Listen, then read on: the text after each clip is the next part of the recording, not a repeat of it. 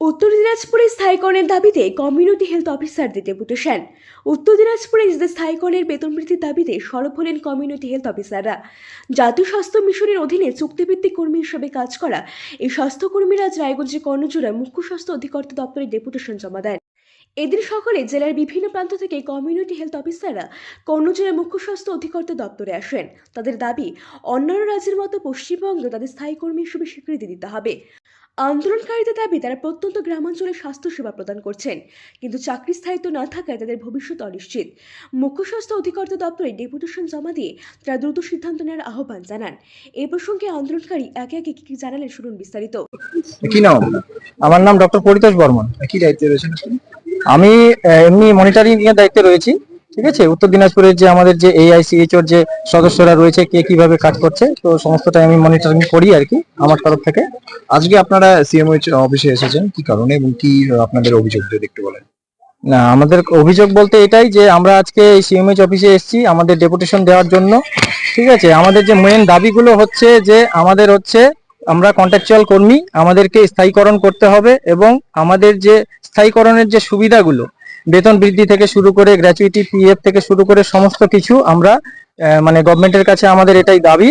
ঠিক আছে, তো আরো আরো যে ব্যাপারগুলো হচ্ছে যে মানে আমাদের যে PLI, আমাদের কাজের মধ্যে একটা PLI একটা পার্ট আছে, এই PLI পার্টের একটা এটা হচ্ছে রেগুলারাইজেশন, মানে আমরা নিয়মিত ভাবে যেটা PLI পাওয়ার কথা সেই PLIটা আমরা পাচ্ছি না, বা আমাদের বেতন বৃদ্ধি, এবং দ্বিতীয় কথা হচ্ছে যে আমাদের সাথে আরো অন্যান্য কন্ট্রাকচুয়াল CHOরা যে কাজ করছে এবং ওরা কিন্তু বেতন বেশি পাচ্ছে, সেই তুলনায় আমরা কন্ট্রাকচুয়াল কর্মী বলে আমাদের সেম কাজ করতে হচ্ছে, কিন্তু আমরা মানে সেই তুলনায় আমাদের বেতন পাচ্ছি না, বা আমাদের যেটা NHM এর যে গাইডলাইন আছে সেই গাইডলাইন অনুযায়ী আমরা সেরকম কোনো বেতন মানে গভর্নমেন্ট থেকে পাচ্ছি না। হ্যাঁ, তো এই জন্যই আজকে আমরা এই CMH স্যারের কাছে আমরা এসেছিলাম তো ডেপুটেশন দেওয়ার জন্য। তো স্যারকে আমরা বললাম যে স্যার, উনি বললেন যে আমি থ্রু প্রপার চ্যানেল এটাকে আমি হায়ার অথরিটির কাছে মানে পাঠানোর ব্যবস্থা করছি, তারপর গভর্নমেন্ট যেটা মানে সিস্টেমেটিক। কত বছর ধরে এই সমস্যাটা হচ্ছে?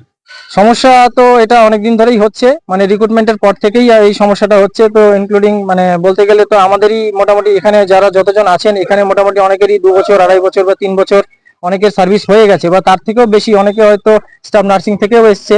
ঠিক আছে, এই PLI যেটা আপনারা পাচ্ছেন না, হ্যাঁ, হ্যাঁ। সেটা কবে থেকে পাচ্ছেন না?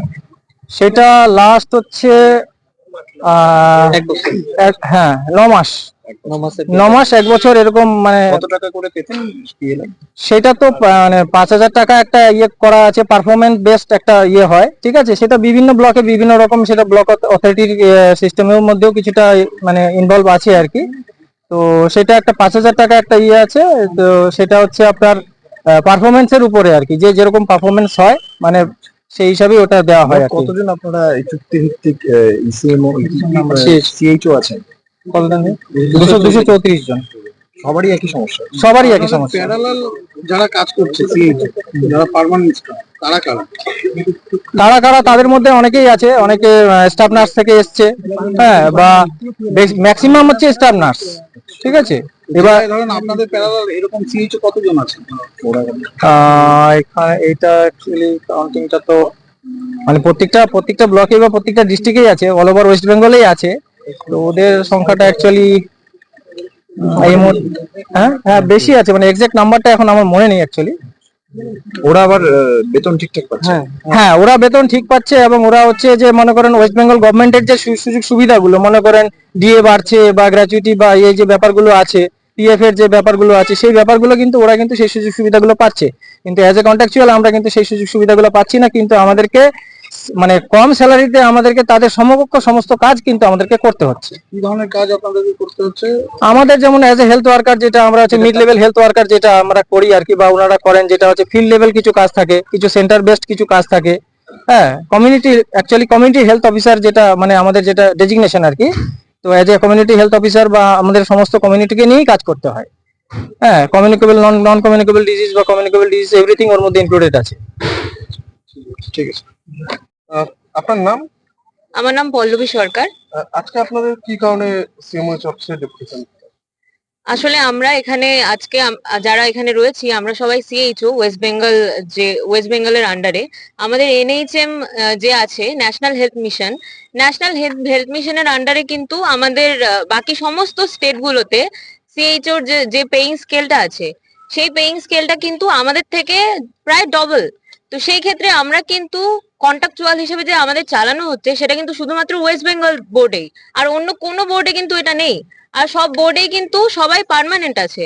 তো সেই জন্য আমাদের দাবি আমাদের সবাইকে পার্মানেন্ট করতে হবে। আমাদের যেটা স্কেল রয়েছে বেতনের সেটা কিন্তু আমাদের ইনক্রিমেন্ট করতেই হবে, সেটাই দাবি আমাদের। হ্যাঁ, আমরা জমা দিলাম, আমাদের স্যারের সাথে কথা হয়েছে।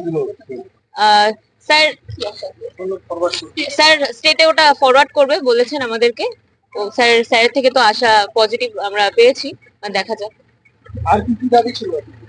আমাদের ওই তো দাবি ওটা আছে, আর ডিএ আছে, আমাদের পিএলআই যেটা সেটা আমাদের যেটা মাসে মাসে যেটা আমাদের 3 মাস পর পর পিএলআইটা অ্যাকচুয়ালি দেয়, তো 15,000 দেওয়ার কথা, কিন্তু সেটা আমাদের অনেক মাস হয়ে গেল, ওটা কিন্তু আমরা পাচ্ছি না। মোট কতজনের সমস্যা? হ্যাঁ, পিএফ এর সমস্যা কিন্তু ওটা সবারই হচ্ছে। আমাদের টোটাল 234 জন আছি আমরা। আন্দোলনকারীদের দাবি নিয়ে প্রশাসনের তরফ থেকে কি সিদ্ধান্ত নেওয়া হয় সেদিকে নজর থাকবে সকলের। রায়গঞ্জ থেকে প্রণব কুমার দেবনাথের রিপোর্ট, আর বঙ্গ সংবাদ। জিনিয়াস এডুকেয়ার একাডেমি শিশুর ভবিষ্যৎ গড়ার প্রথম ধাপই হলো সঠিক শিক্ষা, আর সেই শিক্ষার প্রতিক্রিয়া জিনিয়াস এডুকেয়ার একাডেমি। এখানে নার্সারি থেকে 4র্থ শ্রেণী পর্যন্ত আধুনিক ও মানসম্মত মানের শিক্ষা প্রদান করা হয়, যেখানে আপনার শিশুর মেধার বিকাশ নিশ্চিত করা হয়। অভিজ্ঞ ও যত্নশীল শিক্ষকদের মাধ্যমে আমরা নিশ্চিত করছি সেরা পাঠদান। এছাড়াও সুবিধাজনক যানবাহন ব্যবস্থার মাধ্যমে আমরা নিশ্চিত করি নিরাপদ ও স্বাচ্ছন্দ্যময় যাত্রা। পড়াশোনার পাশাপাশি রয়েছে খেলাধুলো ও সহশিক্ষা কার্যক্রম, যা শিশুর সার্বিক, মানসিক ও শারীরিক বিকাশে সাহায্য করে। আপনার সন্তানের উজ্জ্বল ভবিষ্যতের জন্য আজই ভর্তি করুন জিনিয়াস এডুকেয়ার একাডেমিতে। যোগাযোগ করুন 919563630109 এই নম্বরে। আমাদের ঠিকানা ঘুঘুডাঙ্গা, রায়গঞ্জ, উত্তর দিনাজপুর। জিনিয়াস এডুকেয়ার একাডেমি, জ্ঞানের আলোয় উজ্জ্বল ভবিষ্যৎ।